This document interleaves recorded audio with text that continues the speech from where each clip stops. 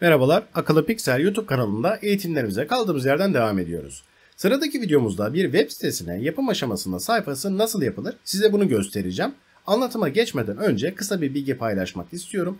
Sizlere fayda sağlayan, aynı zamanda sorunları çözemediğinizde yorum bölümünden size yardımcı olmaya çalışan bir YouTube kanalıyız.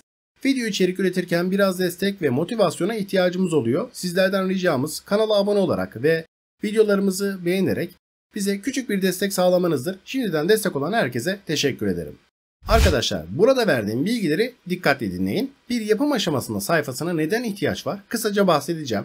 Böyle bir sayfa kurmalı mıyım yoksa gerçekten ihtiyaç yok mu? Buna da siz kendiniz karar verebilirsiniz. İlk olarak neden böyle bir sayfa oluşturulmalı sorusunu cevaplayalım.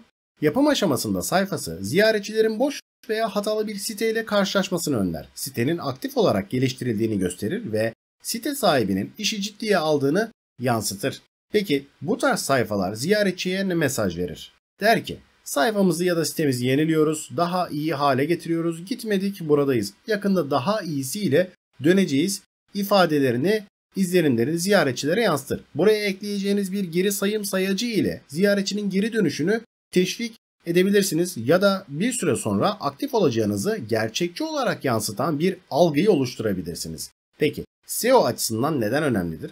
Arama motorları sitenizde bakımda ya da yapım aşamasında sayfası görürse sitenizin aktif olduğunu algılar. Bu durumda SEO puanınızı korumanıza yardımcı olur. Ayrıca meta açıklama ve anahtar kelime eklemeniz durumunda oluşturduğunuz sayfa geçici bir sayfa olsa bile yine sitenize SEO katkısı sağlayacaktır.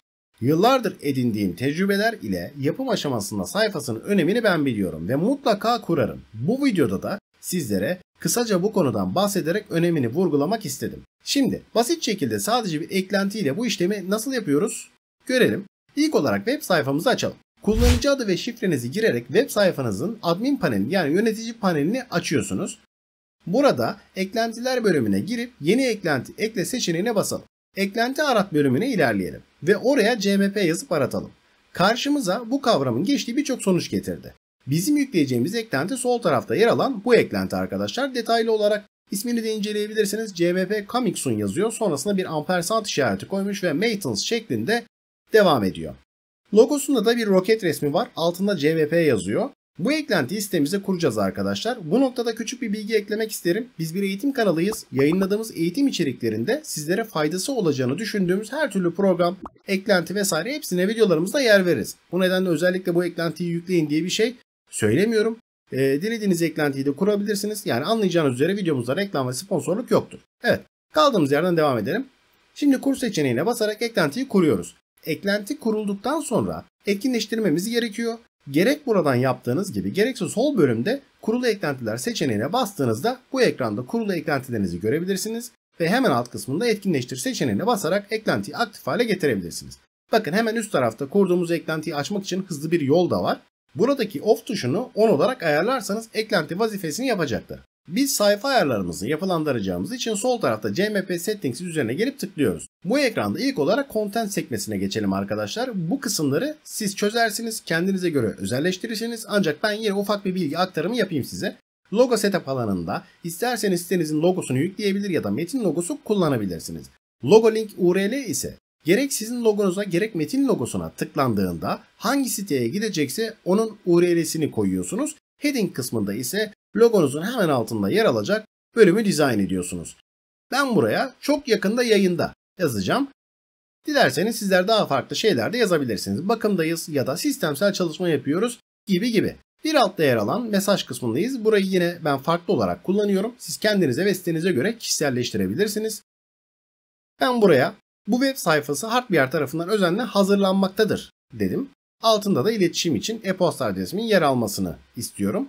Mesaj kısmını bu şekilde kısa ve öz olarak değerlendirdim.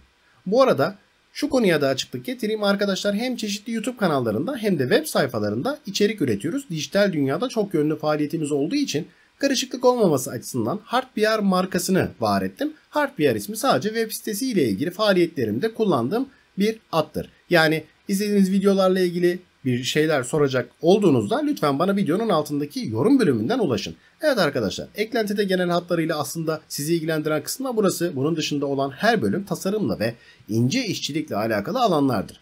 Deneyerek hepsini görebilirsiniz. Yani şu anda ekranda gördüğünüz üzere yapım aşamasında sayfasının tasarımına yönelik olarak arka planın nasıl olacağını belirlediğimiz bölümdeyiz. İster arkaya video, ister resim, isterseniz düz bir fon ayarlayabilirsiniz. Bunun dışında kullanacağınız bir diğer alanda sosyal medya kısmıdır. Eğer hesaplarınızı açtıysanız buradan simgeye tıklıyorsunuz ve size bir adres alanı açıyor. Oraya da sosyal medya adresinizi girdiğinizde yapım aşamasında sayfasının en altına simgeler ekleniyor ve ziyaretçiler tıkladığında sizin sosyal medya hesaplarınıza yönlendirilmiş oluyor. İşlemleriniz bittiğinde tüm değişiklikleri kaydet düğmesine mutlaka basın. Sonra da burada bulunan ön izleme sekmesi aracılığıyla oluşturduğunuz sayfayı görün. Ben ön izlemeye basıyorum ve şablonun ilk halini bana gösteriyor. Bunu size özellikle söylüyorum çünkü sonrasında yaptığımı göstermiyor diye yorumlar gelecek, yani biliyorum. Kaydetme işlemini tamamladıktan sonra tekrar ön izleme sayfasına giriyorum ve sayfayı yenilediğimde yapmış olduğum değişiklikler karşıma geliyor. Ama unutmayın arkadaşlar, bakın burası ön izleme alanı. Eğer bu sayfanın web sitenizde herkes açık olarak yayınlanmasını, herkes tarafından görülmesini istiyorsanız videonun başında burayı göstermiştim zaten. On-off yazan yerden on seçeneğini seçiyorsunuz ve sayfanız aktif oluyor. Ben hemen gizli sekmeden açıp web sitesine girdiğimde oluşturduğum sayfa karşıma geliyor. Sizler de kontrolünüzü gizli sekme açarak hızlıca sağlayabilirsiniz. Eğer gizli sekmede oluşturduğunuz sayfayı görebiliyor ancak normal tarayıcıdan göremiyorsanız da yapmanız gereken iki şey var. Birinde web tarayıcısının ön belleğini silebilirsiniz.